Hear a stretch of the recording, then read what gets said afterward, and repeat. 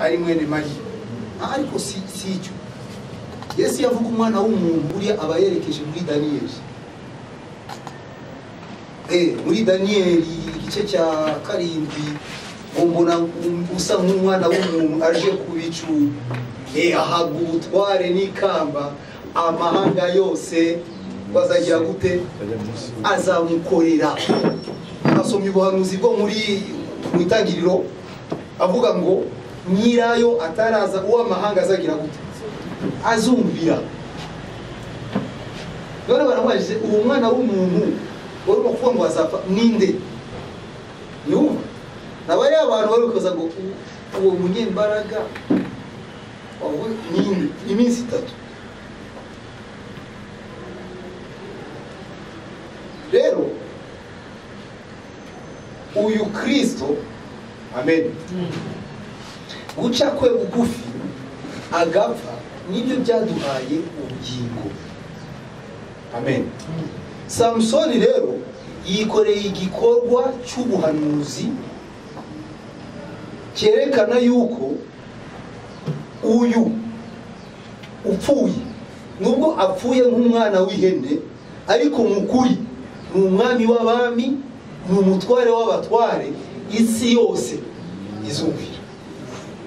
Ariko aciye bugufi, yambaye akamero k'umunyantege nkeya.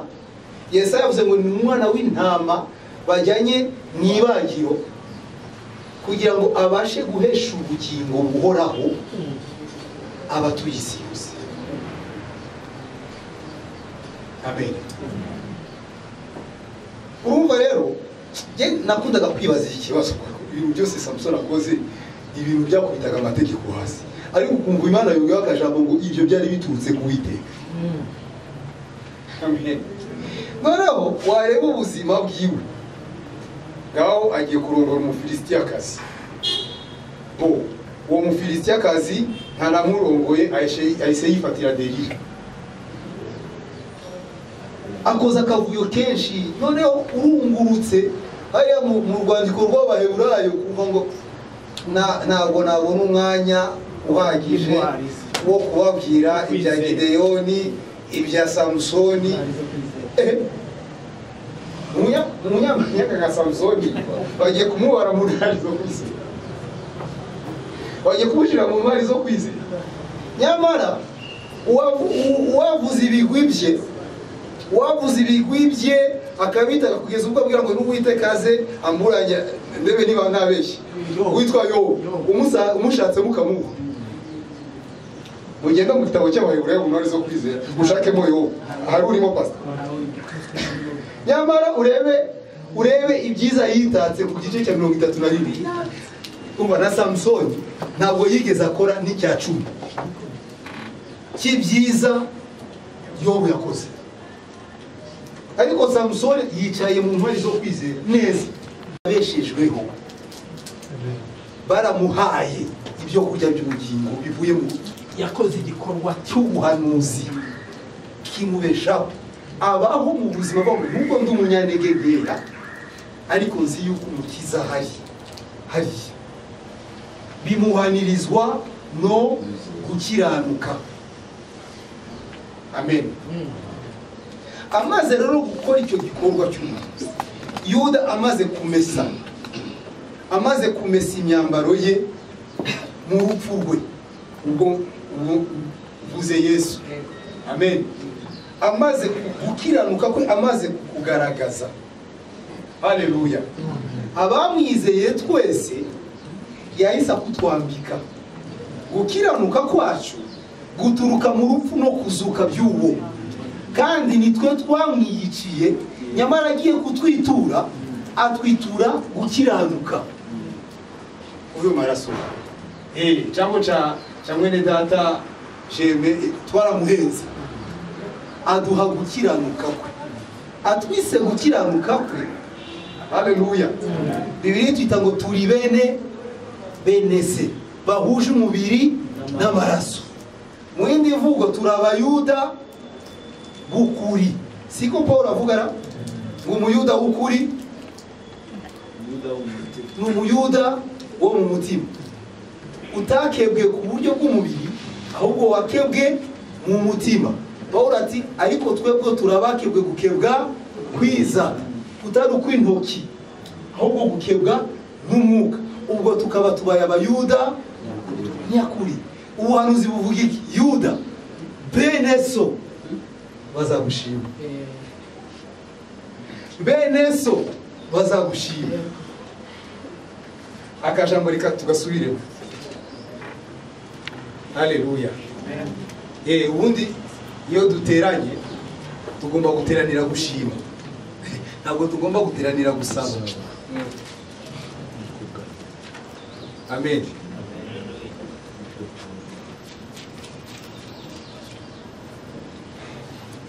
Wa murongo wa 8 uravuga uti Yuda bene so bazagushima, ukuboko kwawe kuzaba ku ijosi ry'abanzi bawe. Abanzi ba Yesu ni bande? Nabatize abo bazashirwa munsi y'ibirenge bye. Ariko ngo bene so bo bazagushima, kandi bene so bazakwikubita imbere. Siko bimeze uyu munsi?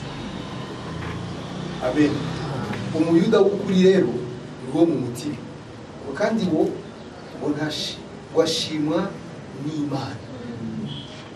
Pawulo ati rero ibyo dukora byose n'ibyo tuvuga byose tubikore mu izina rya Yesu, dushimira Imana data wa twese. Yesu rero niwe shimwe ryacu. Icyo Bibiliya rero idusaba nk'ishimwe tumuha ngo nuko mu byo tuzakora byose no mu byo tuzavuga tubikore mu izina rye. Amen. Uwo mutwaro Yesu mukoreza umuyuda wo mu mutima. Namubwira ngo nujya kuvuga. Amen. Bazana abantu bavuga, hari abantu bavuga bagira ibyo kuvuga, ariko ujye ubivuga naho ari Yesu wari kubivuga hibereye. Niyo mpamvu Paul avuga ngo mubonye uburyo. Amen.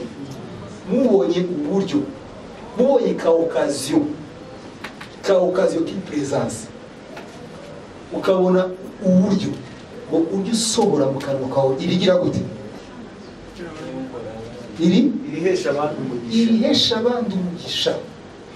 Ngo naho amagambo ateye isoni nakagire gute? Nakave mu kanwa kawe. Ibyo tuvuga byose kuko tubereyeho gushima Yesu ntakiri mu mubiri. Twebwe abayuda bene se nitwe tuhabaye. Ibyo tuvuga rero byose nkuko ibyo umwami wacu yavugaga bigahesha umugisha ababyumvise. Ariko uzi kuvuga umudamu agaciko akavuga ngo amabere yakongeje kubera kuryoherwa. Agaciko zo bahaye amabere yakongeje, ninda yakubyaye. Undi munsi arimo gukubita disikuru abafarisayo bari bahamagara abasirimu basareri, ari Nyamirambo ari mu muhazana. Mugende mufate iyambwa muyizaga. Barazamutse Nyamirambo bageze n'amacumu basanga mu grand frère ari kuri disikuru hari. Vuga. Bageze amacumu ari hejuru ntibamenye ukuntu bayamabiye hasi. Barumva ntibamenye ukuntu bicaye. Barumva ntibamenye ukuntu barambitse amacumu hasi. Barumva saa 11, saa 12, saa moya baterura amacumu basubirayo. Mzee anyura iburyo no anyura ibumoso. Bidese ko mutamuzanye. Umva twaba nitwigeze twumva umuntu uvuga nawe uraba mwamwiziye. Amen. Rero ntabwo akiri mu mubiri kugira ngo abivuge, ariko yarabiduhaye. Yarabiduhaye abidushiramo. Niyo mpamvu buriya na marayika atabwirije Korneliyo yamubwiye gute?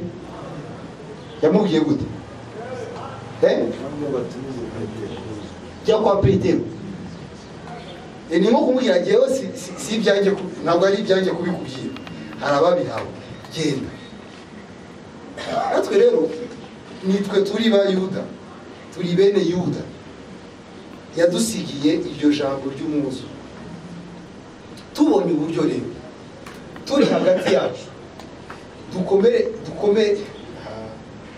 tutiane nguvu dukomezanye dukoreshaje ayo magambo turi mu banyamahanga tubonye uburyo tuvuge mu izina rye tuvuge nk'aho ari we uhibereye ngo nibyo dukora byose amen tubikore nk'aho ari we ahibereye ngicyo icyo dusaba nicyo rero biriba ngo Yuda bene so bazagushima bazagushimira icyo gikorwa uzaba wabakoreye baza kuberaho baza babagaragu bawe bazakora mu izina ryawe uravuga ngo yewe no kurya kwanyu mu bikorere guhimbaza Imana aho ngaho nawe sinduzi icyo bishatse kuvuga ukuntu wafata food no guhimbaza Imana urumva ariko iyo tuyobowe n'umwuka dusanga turimo kubikora nyine Imana ishimwe rero bene data uyu ni wo mugisha twahawe Yesu Kristo ni umwami waciye bugufi kugira ngo aducungure ariko uyu munsi ari mu bwiza amen ari mu bwiza ari mu cyubahiro ni umwami rero tugomba kubaho ubuzima bumushima ubundi ubwo buzima nibwo gusenga nibwo masengesho kumugaragira kumukorera nkaho ari we yibereye kumuvugira nkaho ari we yibereye ayo niyo masengesho niko kuramya Imana Imana ishimwe amen akubita Bibiliya araheba ngo nuko Bibiliya yanjye nayisize nakubwira nti ntuzane ibyo izo ni Bibiliya za bagenzi bawe rebamo werekana icyo cyanditse niba utakibona rero ni ukuri bamenye ko mubaroka bigabo rero niba mutabara mbwa ati pastor wibeshye icyo cyanditswe uvuze si nuko kivuga ntikijyanye n'ibyo gusaba imbabazi z'icyaha ni Yesu wabwiraga Petero ariko ni uko muba turi byanditswe mukabiha abantu ntaho bihuriye no kuri arambwira ngo noneho ngo ndabona byaza kuzana impaka ngo reka tuze kuganira njye nawe ntacyo nubwo bikwebye utyo njyewe ndaza tubonane niba n'ukuntu yapfunyitse ntawe ariko amakuru aba yamenyekanye iyo minsi 3 rero inkuru noneho ziragenda ziba ibindi ngo nawe wajye muri cya giterane mbese abagiye mu giterane waza uvuga ngo ariko muri abantu bamugise bavuga ubwo ukabugiye kuri liste y'abagomba kumenywa mu rusengero ko bamaze kwinjirwamo n'uburozi tuba rero aho ngaho tujya aho Kasarani tujyanwa n'uwo mwene Data Mushamba yari umupasiteri ufite abantu benshi amenye ubutumwa arasezera kujya kwawe aregura kabisa ibintu byose ararekura nigira mu rugo babanze yige abone kwibwira ubutumwa rero ni wadutwaye adutwara ku mupasiteri wahoze ari umuyobozi wa Maranatha 9 niba ari 8 yitwa Sadoki ufite izuru rirerire cyane mu gufu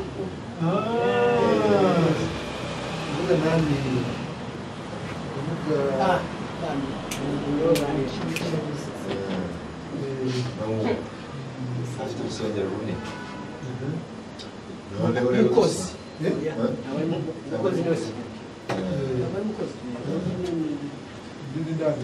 urabona ni chapelle yo kuri se ashikasi mugufi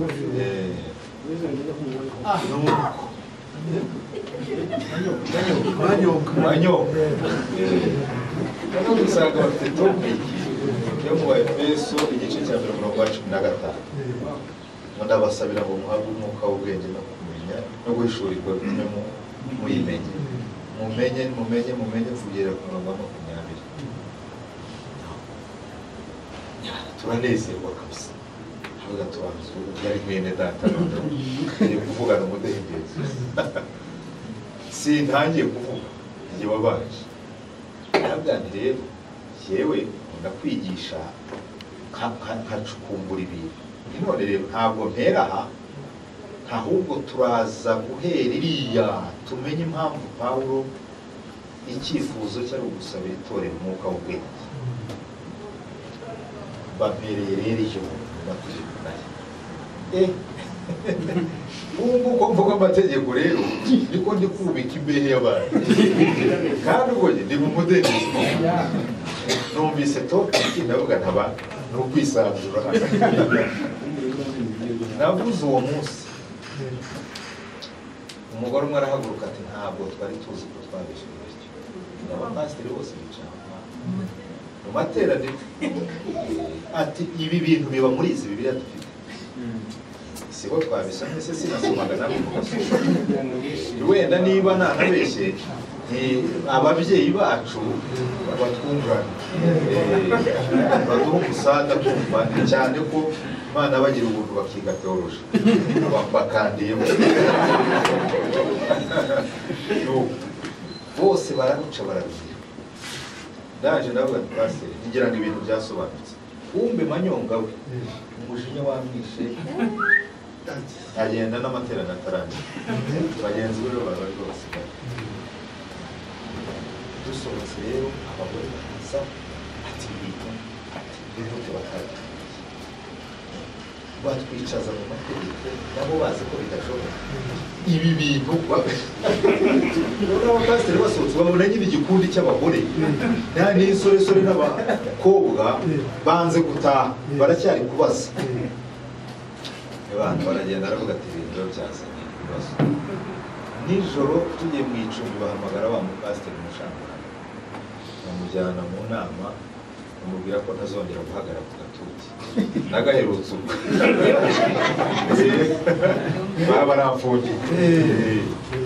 Noneho umushambaro bukeye abari bubwiriza bukeye bigabaraza ariko ubwo abantu niko bari kumpamagara ngo ninjye hanze ngo kuki udasubira hariya ndabizi se ubaza abashumba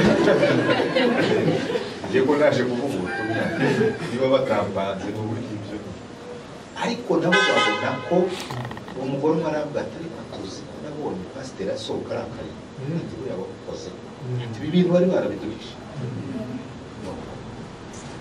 Ijambo rero bamubwira ko ntazongera kubakanga kubera ko urabona ngo hari ukuri ngo kuba kurenze imyumvire y'abantu. Nibyo Bigabo rero bagira ngo Bigabo yari asanzwe abarusha aza hariya kubwiriza we n'uwabo mbese maze abahagarara ku mutwe. Bigabo abakubitira muri Yesu abantu babura n'icyo bireguza. Abantu barabaza kugeza abapasiteri barakaye ngo ntabwo twongera gutanga umwanya wo kubaza.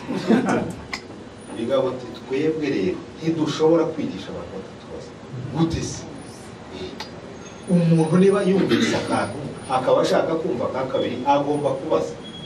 Ahubwo niba tubeshya nimutubwire mubabwire ariko mureke gutuma abantu batabaza. Babona ari njye ari uwo mushamba ari Bigabo babunye ubwayo ariko noneho bafisone kugezaho ibintu mu materaniro muze iterane cyane. Noneho rero kumva umuyobozi umupasiteri ushinzwe ivugabutumwa we yamaze gufatwa kera arabyumva ari muri amena gusa. Abwira abagenzi baravuga ati reka mbabwire aba bantu n'abakozi nimba ari abakozi b'Imana rero ntimutume bagenda badafite isura. Tubonane nabo tuganire mubabwize ukuri nk'abashumba ikosa bakoze nabo bemera guhana. Ariko nibagenda gutya ejo ushobora kuzajya mu Rwanda cyangwa mu Uganda bakagutangaho raporo itari nziza. Rero nimubonane nk'abakozi b'Imana niba nk'abantu badupfa isoni. N'ubu mugenzi wabo turabonana nijoro kwa gatandatu. Manyonga rero ati rwose ati twarabatumiye ati baratwitaba hanyuma tumuvuga ubutumwa ati nk'uyu mwene data ati ngira ngo wabonye kutasubiye ku gatuti ati niye wabikoze ati numvise ufite ukuri kwinshi cyane ati bituma ati uku kuri twese turakuzi ati kandi ntituyobe uko turi mu buntu ati warwanya icyo ati yabarwanya Imana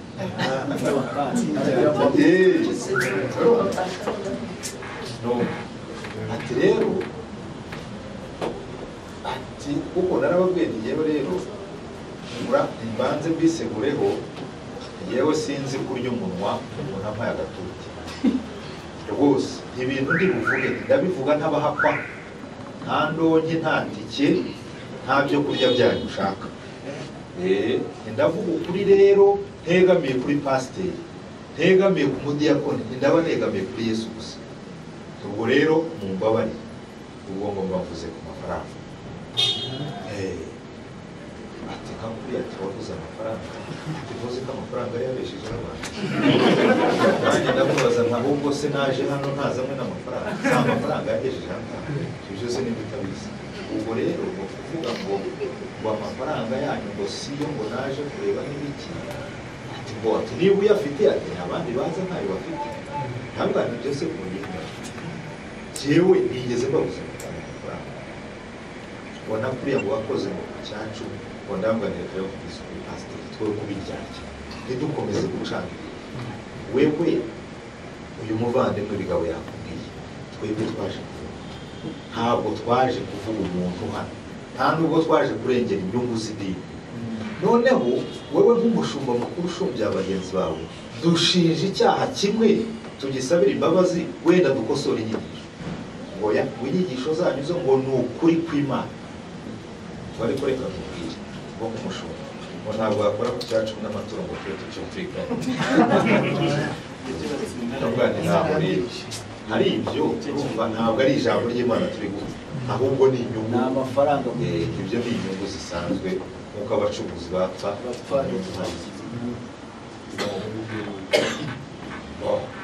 avuze atyo rero umupasiteri umwe baratangira wa kabiri mu gitondo aratuzindukiye aho twari twaraye yaje nka Nikodemo bebeye kuko yari azi ko byamaze kuba itegeko ko tugomba kwirinda araza arambwira ati mumbyukirize wa muntu ndabyuka ati subiramo bya bintu by'amategeko tubishorere kwa kundi yazanye ikayi n'ikaramu na Bibiliya tujya mu ishuri sasa umupasiteri arabyumva aravuga ati reka ati noneho bwangiza ati ubundi gukizwa n'iki atuze impamvu mubajije ati rimwe na rimwe sinzi nimba akishijwe mu by'ukuri ati sinzi nimba akishijwe cyangwa ndakishijwe ati kubera ko turabizi umuco w'iwacu ni ukuvukira mu bisirimba ukabikora ugasengerwa ku bushumba ugatangira gusengera abandi atari kumbajije ubuhamya bw'umunsi nakijijwe ntabwo afite ati kandi iri joro turirimba ati mpora iteka numva nagapfuye ndwaye kugira ngo mbone umwanya wo kwiyegereza Imana no gusabana n'abandi kabasaba imbabazi ati cya kabiri ati kuva nakizwa n'uko ndeba n'iyi myaka ndeba uzaza ukuri sinzi igihe nshobora kuzabera umukiranutsi ati iteka ndireba nkabona umunyabyaha nkibaza akagakiza ntigakiza usomye mu bugeni ni ukuri twatandukanye no gusaza aryohe washimye nyuma rero baje gutegura amakesha ari batatu n'abapasiteri nyine bo kwamanywa tubana n'amakesha turi batatu gusa n'undi mwana w'umusore wari watwaye iwe kugira ngo tuze kuganira amakesha turaganira burinda gutya nta buhunzi pasiteri bagenda bahagaze bwo nta gisirimba nta korasi ni muri Bibiliya gusa turayizenguruka kuri uwo mwoja rero niho twasoreje rero numva ni nabo bari badutumiye nibwo butumire twari dufite bwo gukunda aho niho twahuye rero n'ishyano ry'abantu urumva bari abantu benshi abo gukora abo iyo nsengera abo Kasarani abitwa rugayi bose urumva bari bakubise baje naho tuhavugira ubutumwa aho abantu barahabariza ibintu bihindura isura noneho muri bya bihumbi by'abantu bigacikamo kabiri bamwe bati ni ukuri abandi bati si ukuri bati ukuri kwanyu ni ukuri nabo baratsindwaga bakabura n'impamvu yo kwireguza muri Bibiliya ariko nyine bagahagarara kuri icyo kintu cyitwa idini nyine rya kinyamurenge nyuma rero bukeye baza guhamagara umugabo witwa Amos uramuzi Mirama wahoze ari pasiteri wazamutse ndamubona umugabo ufite akavi k'akazeru noneho bamwiyambaza mu buryo bwo kuza kudukubita hasi mbese nk'umuntu w'umumenyi wawo sebazi nijye babanje noneho mbwiriza nk'isaha n'igice abantu habaza umwe ndiyicarira noneho umuyobozi wa gahunda umupasiteri nyine arasharirirwa ahubwa nabi hahaguruka umuhungu umaze kubwiriza araza afata mikoro aravuga ati ndashima Imana ati Imana yadukijije wa musozi wacumagaho umwotsi ati n'ijwi ry'impanda n'amagambo akomeye ati ku buryo waryumvise yigiye kutongerwa hejuru ati na Mose agahinda imishyitsi ati tukaba twaregera umusozi uyu musozi yenda kurira nyine arabika asenga asengera mu buntu bw'Imana aragenda aricaye umuyobozi wa gahunda ngo iyo umenya ko ari ibyo ari buvuge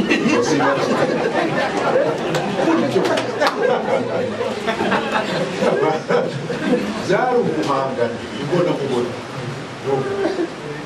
Amos rero bamuhaga ubwo yabonye ibintu biraho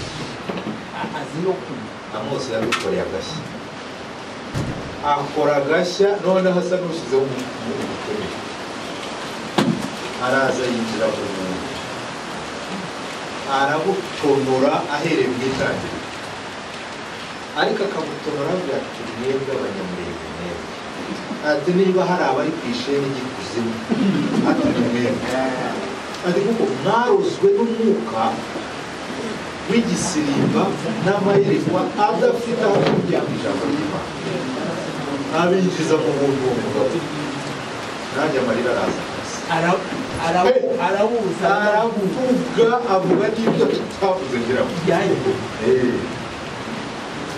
nanjye aravuga ati ngaho ni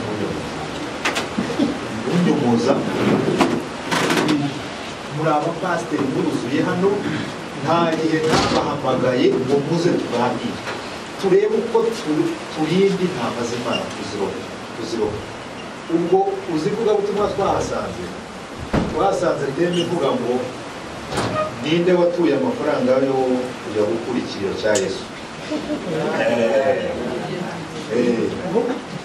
ninde watuye amafaranga yo kujya gukurikira cya Yesu amafaranga arameneka biteye ubwoba nyuma y'ukwezi bongera guhamagara ku gapasiteri kazana indi tope kivuga ngo ninde wasuye Mariya amaze gupfusha umwana ubwo rero kumusura ni igiseke amafaranga n'iyo myuka rero twasanze uwo mugabo amaze kuvuga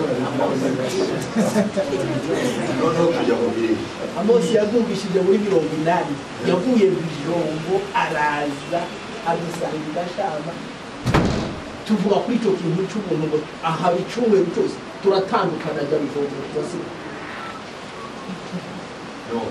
arakumva cyane abayumbe n'abo banyamurenge bose ibintu birabacikanye ntibacikanye Bigabo rero nibo wasoje igiterane nawe abakubita atanyuze ku mpande asubira mu byo Mose yavuze arasobanura umuntu igiterane kirangiye hanze haba ikindi giterane cyane noneho abantu bose bakazabaza ngo dukizwa gute bo bumvise ubutumwa kugera aho bishakamo agakiza nabo tubashe gukizwa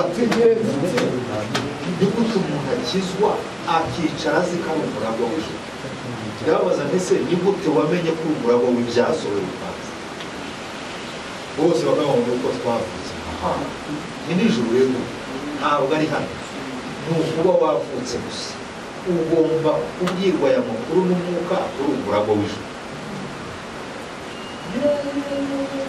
noneho abakecuru wagiraga imana nibo yafunguye imitima abakecuru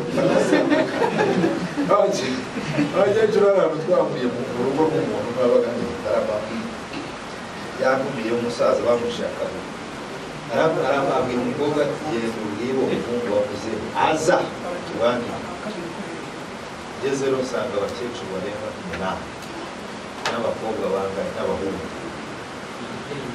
umukecuru umwe aravuga ati yewe ati natangaye bwari nabonye ko abantu bose ari abanzi b'Imana ati ni gute abantu batakumva Yesu burya ati umuntu utakumva uyu Yesu ni muntu ki ati ibintu twakoze ntibyigeze bidukirira ibintu imirimo yose twakoze nta mahoro byaduhaye ni gute Yesu avugwa umuntu agaturika akarira ukumva imirimo yawe yose urayiruhutse umuntu akavuga ngo aba abakozi ba Satani noneho bashaka ko dukubita ikindi cyumweru wowe bikodeshereze safi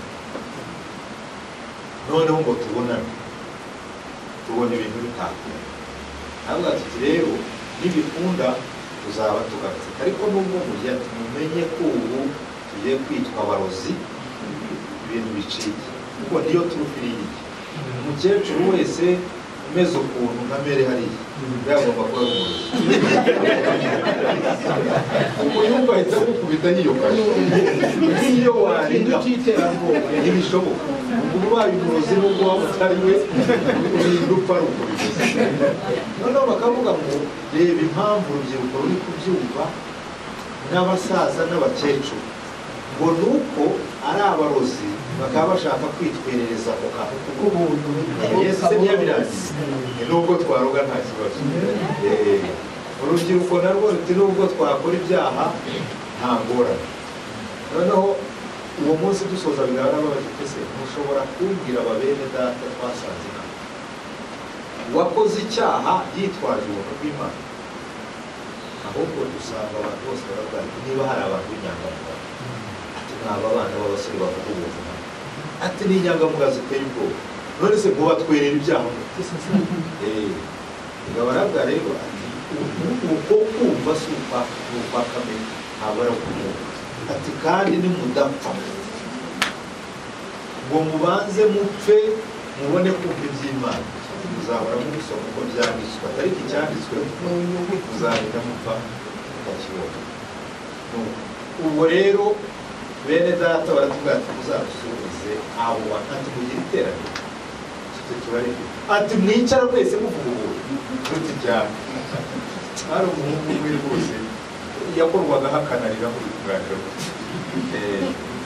ati rero mugende mwicare muzige igihe icyo ari cyo muzaze gukora iteraniro atubwire ngarambe cyangwa gati atumwe muri abo cyangwa bombi muzaze dutegura ibintu ubu rero twasize abo Betutengeri Kasarani n'abo Umoja n'abo Urubayi bashaka kujya bifuza barebe ukuntu bazafungura agakonte bajye bashyiraho amafaranga noneho bateganye nko mu mezi 3 cyangwa 4 bakodesha sale kandi urusengero sale ariko babonye ubushobozi bwo kwakira abashyitsi bacumbikira no kuzabategera nagize neza ubuye muri kuri ugakabya ukarenza nawe uremera ko ibyo uvuga ari ukuri ati ni ukuri reka yewe turi kumwe ni umugabo ukuze wize sinzi niba ari recteur wa ntuzi iri shuri riba mu gishanga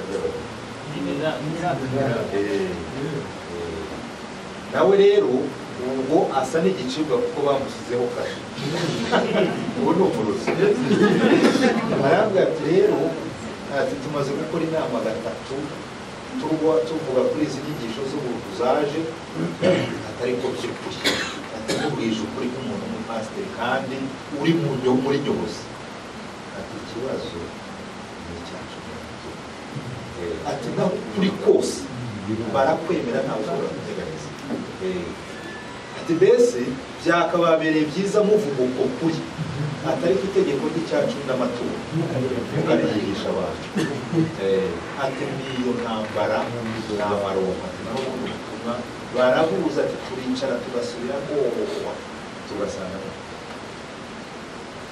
ndabwira none uzakora ikiri ati nta kindi nzakora ati ubu ati Imana idufashe dukore gurupe tubahuze bihuze natwe n'icyatsi tubanze twigishanye tuba abantu bajijutse bashobora gusubiza imbere y'abantu ati tubone gutangira rero gukora ibiterane ariko nanjye bazi ko ufitemo ako kantu kuko nanjye baravuga bakavuga ngo nawe kandi murabishyigikiye ariko ubwo babumva ntabikuri ntabirwaye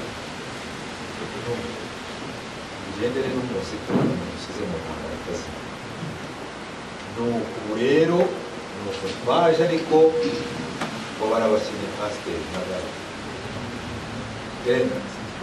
barabakeneye kandi baranyotewe bya bindi biteye ubwoba twaganiriye kabiri nabo bafashe icyumba hari akagurupe kitwa fayi bakodesheje icyumba bafaya rero ni abantu ba motomoto mu nsengero zabo kandi abo bose basi ni ba pasiteri noneho usagira atya yakubita igipirizo umwana akagira ati papa ati nturenga gutyo mu rusengero uburyo batubwira tuzahamba ubu ntibatuma tugasangira ku meza noneho tukababaza ko mwatubyaye mukaba mwarifuzaga ko dukizwa iyi ntambara imaze kuvuka hagati yacu ntabwo n'iyi hari ubwo wari wumva nate mukobwa ihari wari wumva ndi kunywa ibimogi cyangwa amayeri hari ifaranga ryawe niba none uranziza iki kudashaka kutuganira ku Mana ati muze akakubwiza ukuri ese reka muturusha ibyanditswe ati muturusha ibyanditswe ati kandi uko kuri kwanyu ati nuko mushaka kuduhonda ati kandi tutarabishyikira bamwe nyine bakemera nk'abo bapasiteri twaganiriye akubwira ko atarabyumva ariko abandi barabyumva yajya kubwira umwana ngo ntuzi ko ari byo ngo bigutunze hano umwana akambwira ati bigutunge we mbese nshaka gutunga ibintu bivuye mu bwesiporo bidahuye n'umuco w'ijambo ry'Imana nta bana rero b'abapasiteri bitwa bafaye abo rero bateye ubwoba barashyushye bya bindi binjiye muri aya mashuri y'abakoreye ubu bose bari kwiga ibijyanye n'ubuntu kandi barishyurira bonyine barapagasa bakishyura ishuri nuko rero uwo rero ni uwo mutwaro mufite muri bene data ariko baranezerewe cyane barambonye barasara bati ya modiyo twumve tumuyanje uraryoherwa rero none rero baramutegura ifaranga mugani wano uzo umuhungu wa uyu w'umunyenda w'umuntu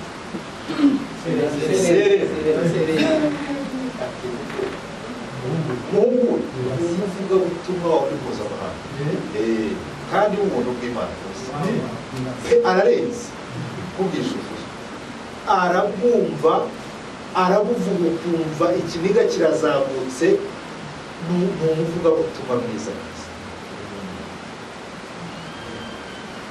numva rero Imana yakoze igitangaza kuba abo bana bafite base bigize ibikomerezwa muri ubwo buyobe bw'idini bakaba aribo bagenda bacomoka bizakora ibintu byinshi Imana rero duhana umugisha ariko nari mbakumbuye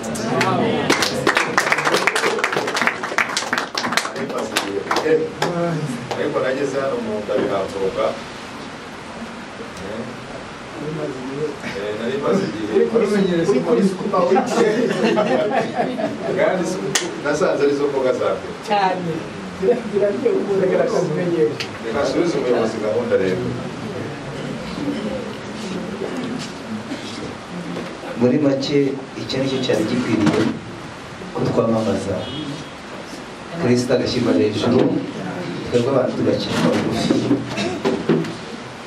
ibyo ari byo byose urumva abo bajyaga n'ubusa kuko umurimo warakozwe hariya birakwiye rero ko n'ubundi sohora ibikuzi tukabibwira abantu bakabyumva uriya muri ibyo 422 uvuga ngo dore iminsi irahita vuba urahita yihuta ngo kandi uko uhitamo niko benshi bapfa batamenye umukiza yarageze akavuga ngo noneho umuntu muze dutabare twese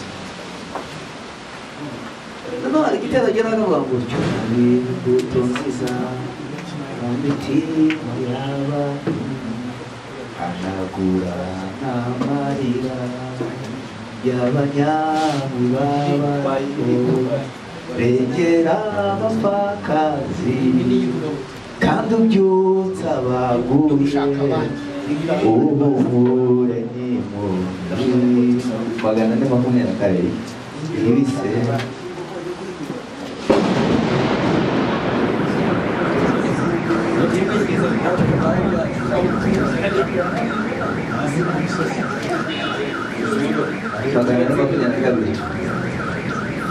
Muri Kristo Yesu.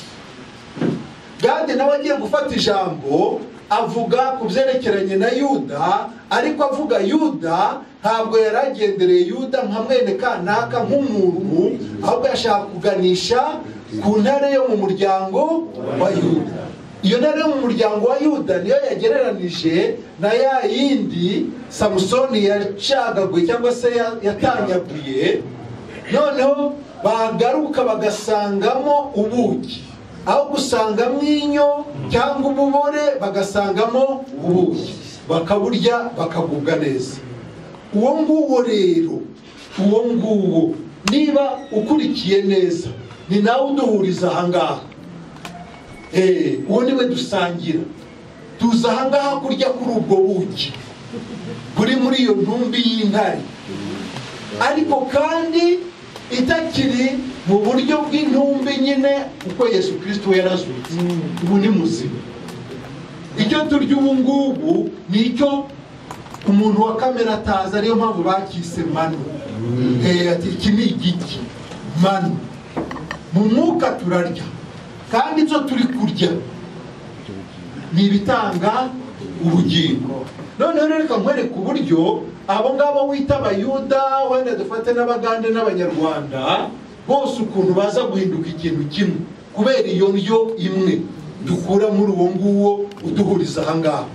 Hano nta muyuda, nta munyarwanda, nta muzungu, nta mwirabura. Hano twese turi umwe muri Kristo Yesu. Umva rero icyo kintu, icyo cyakoze muri twe. Kubazi ijambo ry'Imana sinirirwa navuga byinshi, kuko uwo mwami nyine, iyo ntare yo mu muryango wa Yuda niwe mwami, ariko kandi ni nawe mwuka. Uwo mwuka rero twakiriye hari icyo wakoze muri twe. Icyo wakoze ni iki? Ngo nuko waduhaye waduhaye gufatanya na kamere y'ubumana.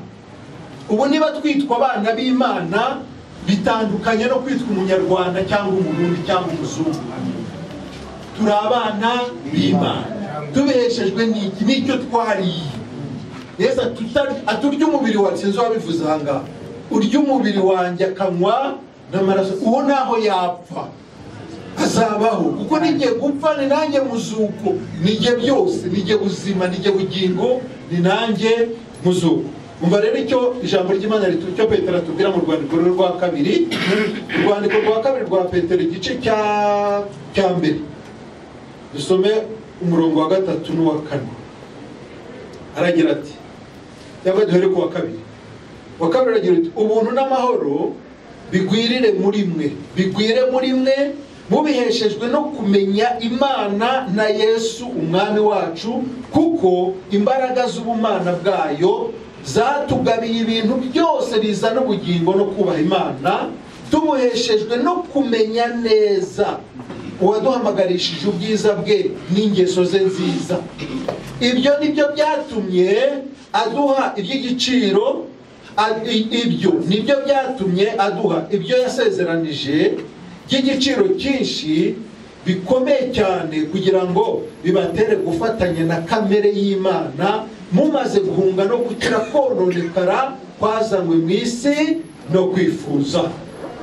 Haleluya. Icyo nicyo cyatumye duhabwa ibyasezeranijwe ngo bitumarire iki? Ngo bitubashishe gufatanya na kamere y'ubumana. Amen. Twamaze guhunga irari, twamaze guhunga isi, niyo mpamvu turi aha ngaha. Ubu rero turi aha ngaha twiga iby'iwacu. Iwacu hehe? Mu Rwanda? I Burundi? Muri Kongo? Wapi? Iwacu ni mu ijuru. Ubu twicaye aha ngaha nk'abene gihugu b'ijuru. Niko twicaye. Abene gihugu b'ijuru nibo baraha. Rero turi kuganira iby'iwacu, turi gusangira ibitubeshaho mu buzima bw'umwuka tukiri hano ku isi kugira ngo tuzasohore neza iwacu, dusize dukoze icyo twashyiriweho, kuko ntabwo twahamagariwe ubusa. Si ugukizwa gusa, kuko iyo bagukizwa gusa ubu tuba twaragiye mu ijuru. Ariko Imana yaradukijije dusiga aha ngaha kugira ngo n'abatarakizwa nabo babashe kubona kugira neza kw'Imana bitunyuzemo. Tukiza hano mu gitondo kare abandi bataraza, twaganiraga ku iki kintu kijyanye n'agakiza, gukizwa. Ubu ngubu dufite abantu babiri bitwa ko ari abakizwa. Umwe aza agakiza mu nyuguti, mu bwonko. Umwe aza agakiza mu bwonko kubera ko yasomye muri Luka igice cya mbere 77. Kwagakiza ari ukubabarirwa ibyaha. Abifata atyo. Ubu twarababariwe. Igitambo cy'ibyaha cyaratanzwe. None wumva ari ikihe cyaha cyasigaye? Niba intongano y'ibyaha yaratanzwe, ni ukuvuga ngo ibyaha nyine byararangiye. Niba byararangiye rero, ubu ngubu twarakishijwe. Kubw'inzo gusa. Kubaho niwe ntimuyize? Kubaho niwe murayize? Utazi kubaho niwe ntabwo yakuva ibyo ndi kuvuga. Ariko jyewe kubaho niwe twarabaye. Nta bantu twabanye. Buriya rero mwene data George niwe wavugaga karati, uvuye mu kuri nta handi yajya nyine uretse mu kinyoma. Kandi uri mu kinyoma nawe aramutse avuyemo, nawe nta handi yajya uretse mu kuri.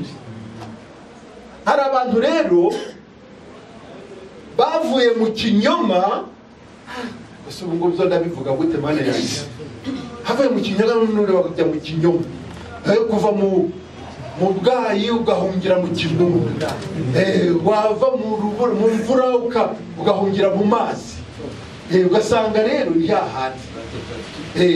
Hari abantu bahagurutse hano bumvise ubutumwa bwo gutsindishirizwa n'ubuntu, bari mu mategeko, baravuga bati tubonye ukuri kuzuye.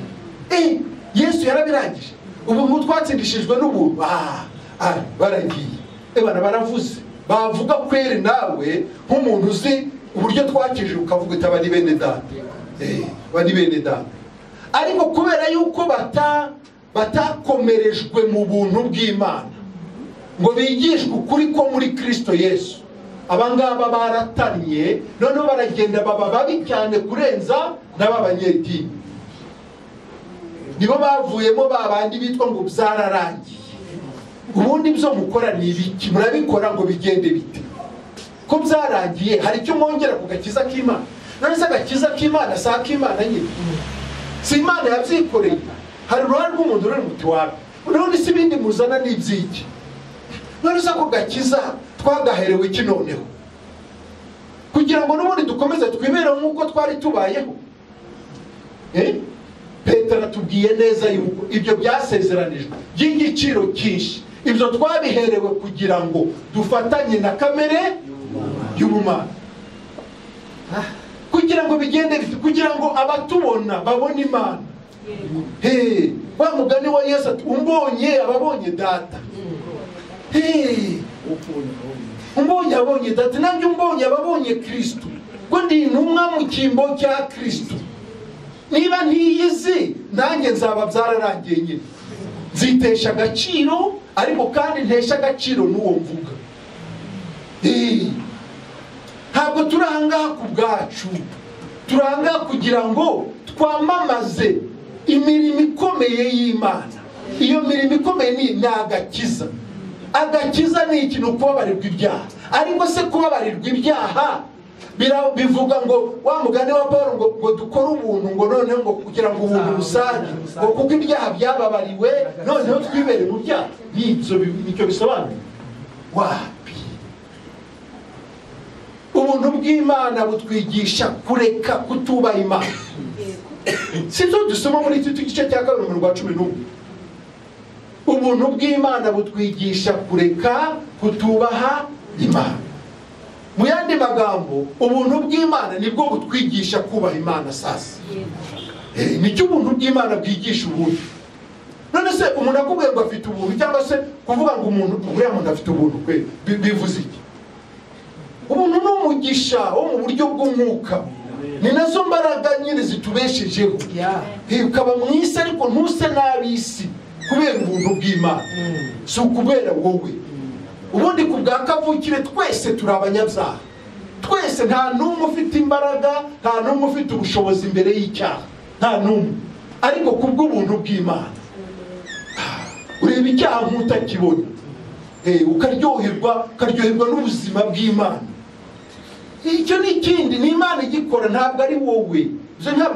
Ibyo nta wabyiyitirira, kandi n'ushatse kubyiyitirira nawe ntabwo atinda guhinyuzwa. Ntatinda guhinyuzwa.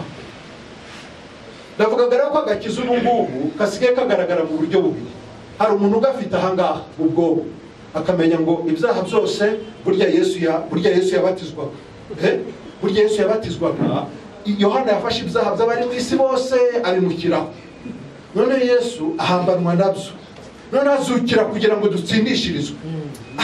Buriya abantu bavuga ibyaha, wowe uravuga ibyaha bihe, dore hano, dore muri yo. None se nubikora biraba bitwaye ikima? Ibyiza byawe n'ibibi byawe birahinduraho ikima? Hasoma kuko biranditswe. Hashyira mu gaciro kumva ndabikora, Imana birahinduraho iki? Ibyo ndakubwiza ukuri, ni ibisanzwe ku mwana w'umuntu kumva logique ya Sekibi.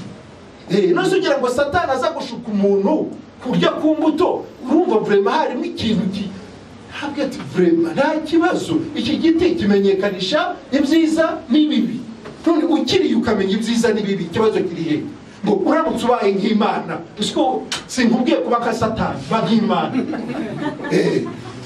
Ba nk'Imana. Ndapfukira mu gace bwate wa mugani, simbaye nk'Imana, kwera ikibazo kiri he? Atera intambwe yo gushaka kuba nk'Imana. Kumbe se ikibazo neza ahantu yawe.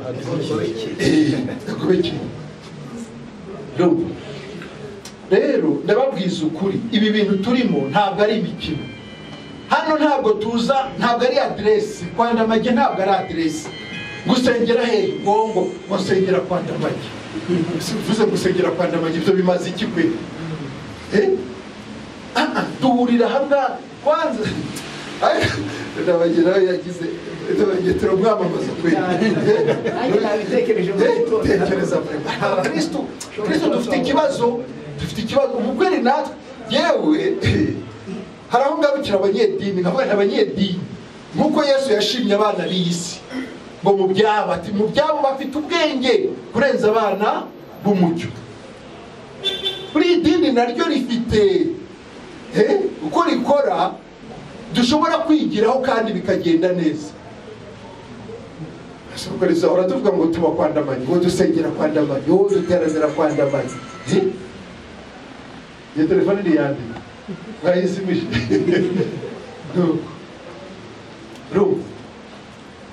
Ikiduhuriza ahangaha n'ubundi twakagombye guhura duhuje, kandi ikiduhuza si ikindi n'ubwo buzima bwa Kristo dusangiye. niba twarasogongeye tukumva uburyo umwami wacu agira neza, ngo nitwifuza amata y'umwuka adafunguye kugira ngo adukuze atugeze ku gakiza. Twarakijijwe ariko kandi ntiturasohora mu gakiza kubera ko tukiri muri uyu mubiri. Ubu mu ijuru turiyo mu buryo bw'umwuka.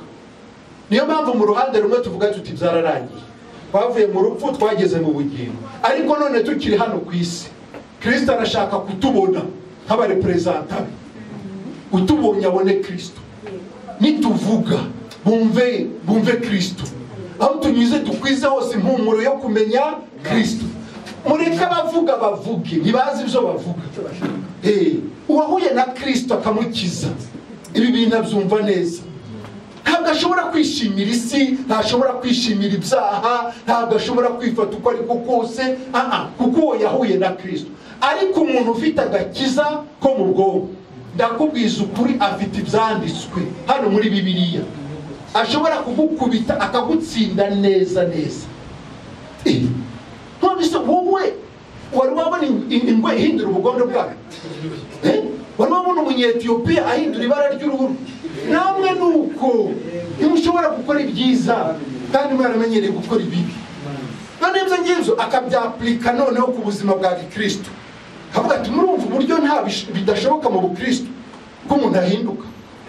Umuntu ntahinduka kuba warizeye Yesu gusa ukaba waratsindishirijwe basi ukaba urakijijwe warize. N'ukibazo kukwizera ni ukuhe? Uko gutandukaniye nuko abadayimoni, uko abadayimoni bo byibura ngo bahinda n'umushyitsi, wowe ntiturabona uhinda umushyitsi, kuko tubwira ko ukijijwe urizera. Ariko kandi ubuzima bwo kwizera wapi? Si ibyo tubifate dute? Tuvuga iki? Muze dusangire ubuki buvuye mu ntumbi y'intare. Dusangire ubwo buki maze murebe ko tutagira ubuzima bumwe. Kandi ubuzima tuzagira rero ngo ni bwa bundi nyine bufatanije na kamere y'Imana. Mbese muri kamere y'Imana harimo ibyo byose tuvuga hano hanze. Baduha akagero kandi koko ni ku idini rimera. Idini rihora rirwana ricungana icyaho akangaka reka nkiranuke kuri urakiranuka kuri akase nakariya nakugakiranukaho. Abantu basubisha amafaranga, aho bakomeje uburyohe bwabo mu byaha byabo nyine ngo nta jana ryanga murindi, ariko bo basubije amafaranga nyamara n'abasambanyi. Ubu bimaze iki? Kubutiba ariko ugasambana bimaze iki? Ahangaha rero ibibazo byagombye kubazwa ahangaha ubundi nka bya bindi byabashijwe ku munsi wa Pentekote, ubutumwa bwiza bumaze kuvugwa ngo abantu bagacubitwa ku mitima. None bene data tubigenze dute? Ubu abantu bagombye kubaza ikibazo cy'icyo bakora kugira ngo babone ubwo buzima bwa Kristo, kuko nicyo kituzana ahangaha, ni ugusangira iby'abana b'Imana nyine, ibyo mu mwuka.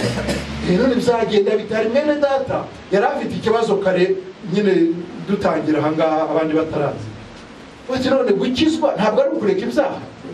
Ndamubwira nti wapi, gukizwa ntabwo ari ukureka ibyaha, ariko kandi uwakijijwe arabireka. Urumva itandukaniro ririmo? Ubundi idini ryatwigishije kureka ibyaha kugira ngo dukizwe, ubutumwa bwiza bukatubwira kwizera kugira ngo dukizwe noneho tureke ibyaha. Urumva ukuntu bitandukanye? Nta muntu ushobora kureka ibyaha, ibyo ntibibaho. Muri kamere muntu nta muntu wareka ibyaha. Bishoboka ntabwo Yesu Kristo yari kwirirwa aza, ariko Yesu Kristo yaraje kugira ngo bamareho imirimo yose ya Satani, harimo n'ibyo byaha byose n'ibiki. Yemera kwitanga nk'igitambo cy'ibyaha, igitambo kimwe cy'ibyaha kandi cyiteka. Ibyo ngibyo byararangiye, yarabikoze. Kandi cyatumye abikora nyine nuko yasanze nta n'umwe. Ngo Imana yahagaze mu ijuru. Somye muri Zaburi ya 14, Imana ihagarara mu ijuru igira ngo irebe mu isi ko haba hariyo umuntu umwe gusa utinya Imana, ushaka Imana, umukiranutsi umwe. Wajya muri Zakariya, muri Ezekiyeli 22 ngera ku murongo wa 30, bati nashatse umuntu wahagarara mu cyuho, ngo azire icyuho, ngo narimbura ntakubita igihugu. mbura umuntu ntabwo Imana yashatse abantu, Imana iteka ishaka umuntu. Ibonye Dawidi iti mbonye umuntu ufite umutima umeze nk'uko nshaka, uyu azasohoza ubushake bwanjye bwose. Natwe rero niyo mpamvu turi aha ngaha. Imana ibonye Ngarambe, ibonye Gadi, ibonye François, ibonye Gustave, ibonye Venuste. Imana ibonye umuntu, ibibonye abantu. Niyo mpamvu turi aha ngaha. Ubu ntabwo ntitwahururiye rimwe twese ngo duhurira.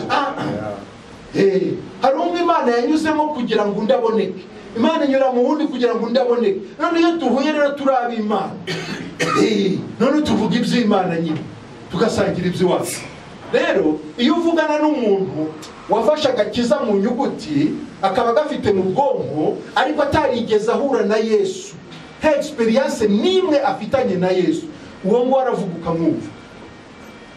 Ubwo turere kuvuga iby'iwabo, nyamara natwe turi mu by'iwacu. Rero niba duhuriye aha ngaha ukaba uri umunyabwenge, ukaba wumva neza, ninde wabivuze? François wavuze umupasitori umwe wiriya nyine wabajije ati ariko rero ntange hari igihe nibaza niba narakijijwe, kandi urumva ni pasitori. Kuko wumvise ubutumwa bwiza byanga bikunda wishyira ku munzani ubutumwa burakugosora kabisa, gusa ndaba narakijijwe kweri cyangwa nawe ukibaza, kuko hari icyo wumvise gitandukanye.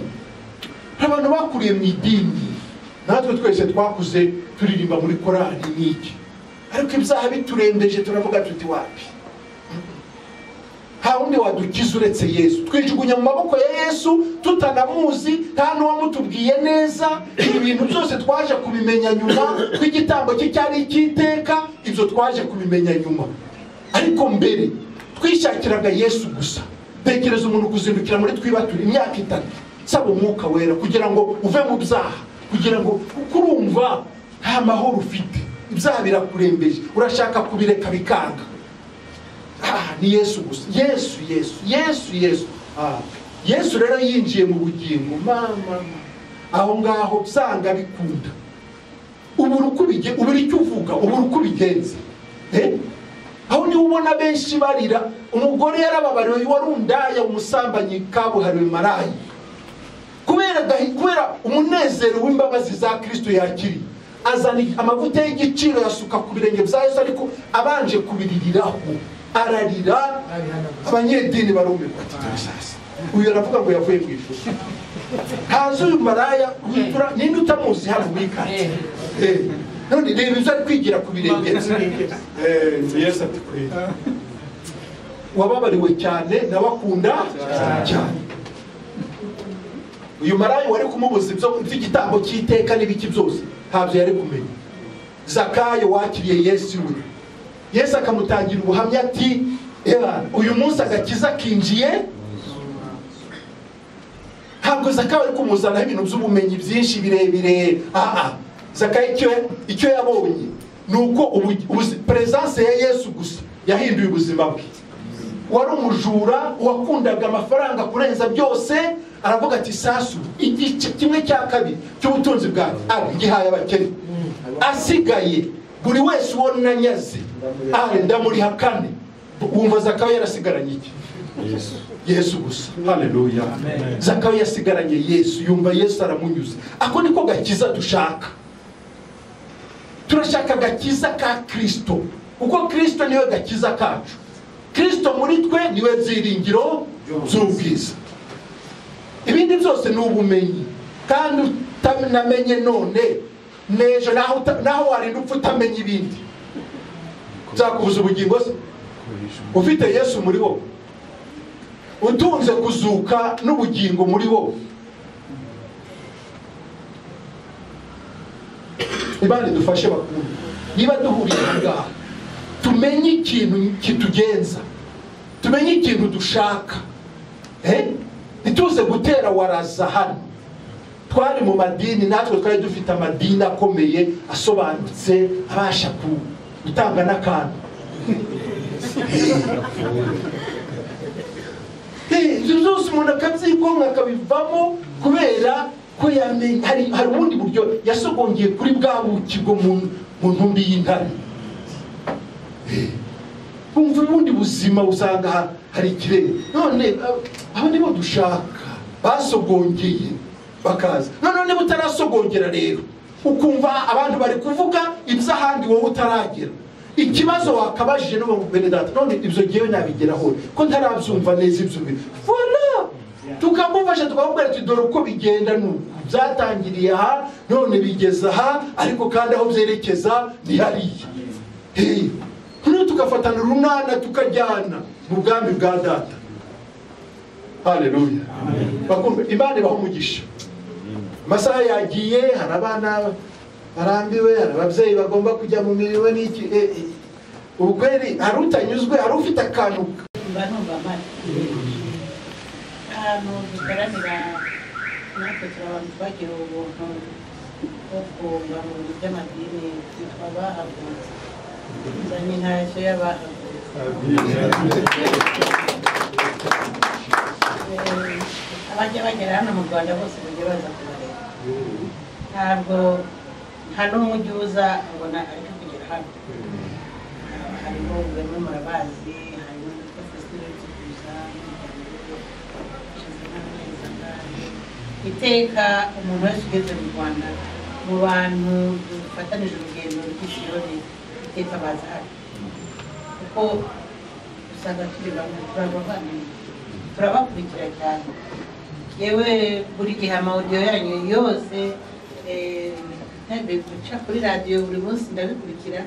Ni ukuri ni iby'agaciro kenshi cyane, kuko cyane cyane nk'i Burayi nk'uko François yavugaga uko yagiye hariya, ubu butumwa burakenewe mu Burayi. Turi mu bihugu ni ukuri batemera Imana, turi mu bihugu abantu benshi bari mu buyobe bukomeye, kandi ngira ngo murabizi ko uko umuzungu uramubwira akavuga ko Imana itaba. Hari n'abantu benshi bavuye muri Afurika bageze bagenda mu Kigali koko kubera hari sinzi uko nabyita, cyane cyane baravuye mu madini n'aho bagera hariya bagapfa burundu. Numva nanjye nifuza ko mwazagera hariya kuko hari inyota nyinshi cyane. Hari abantu barakeneye ubutumwa bw'ukuri nk'uko muvuga ubwo butumwa bw'umuntu nta buhari. By'amadini birakomeye cyane, ni nka shuguri. Usanga urusengero rurimo abantu 5, umugore, umugabo, abana be, n'ibyo biri aho, ariko nta jambo rya Kristo ririho. Ariko ndashima Imana muri abo ngabo turi kumwe bitwa bahagurutse, nabo Yesu yagiriye ubuntu tuva muri ayo madini. Ni ukuri kandi turashima Imana kuko yego ntabwo batwumva kuko baratubwira ese muba mu biki, nta pasiteri mugira, ese ko mudafite urusengero. Ni ukuri duterana nk'uko kwabi duteranira no mu mashuri y'abana b'abadamu nubwo batazi Imana ariko n'abantu beza baduha aho guteranira tukisanzura. Gratuitement ntacyo tubise, turagenda tugaterana. Ni association, ibyo mukora ntabwo bibareba. Hari abandi bariho baroga, hari abandi bariho barakora ibindi, ni hanini cyane. Ibyo rero ntabwo bibareba. Kugira ngo uzabwire umuzungu Yesu biragoye cyane, ariko nagira ngo mbabwire igihe ntabwo ujya mbura okazi yo kuvuga Kristo. Aho ngeze hose ndamuvuga. Ndashaka gushima Imana, ntabwo mba mpagaze hano kugira ngo François arabizi nagize ibibazo bikomeye cyane by'amaso. Ni Imana yakoze ibikomeye kuko ego murabizi abazungu baravuga cyane, ariko uyu mwaka wambereye ikigeragezo cyane kuko nari maze guhuma complètement. Ntabwo nari ngishobora no kuva mu rugo, ntabwo nabashaga kubona. Ariko ndashima Imana kugira Kristo bene data ni ikintu gikomeye. Ntabwo naboneshaga aya maso y'umubiri ariko y'umwuka yarabonaga. Kandi nkavuga ni mu ijuru aya maso ntabwo nzabanyakereje kuko tuzaba dufite umubiri mushya.